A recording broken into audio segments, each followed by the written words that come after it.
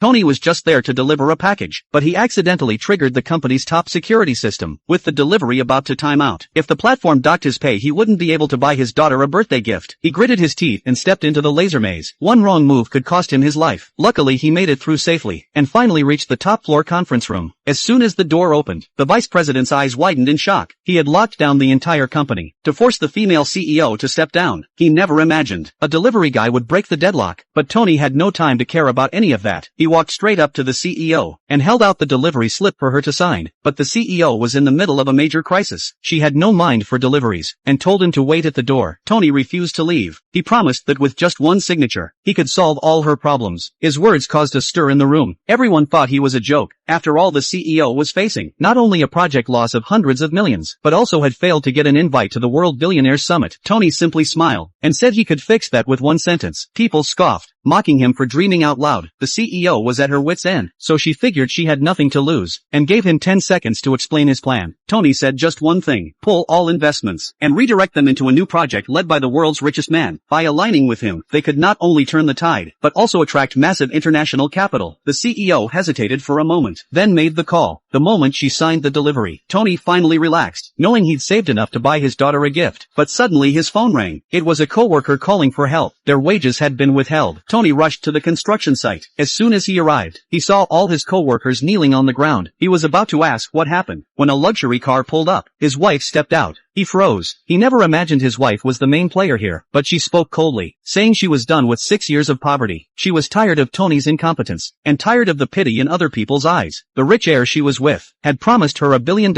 investment and a future of success. With that, she pulled out a divorce agreement and slammed it in front of him, telling him to sign it and let her go. Tony said nothing and signed his name. His wife smiled with satisfaction, but the next second, Tony calmly said, "That $1 billion investment will never come." She thought he was just jealous, and mocked him for being a loser, not realizing the man she had just kicked aside was the very billionaire she had been scheming to climb her way toward.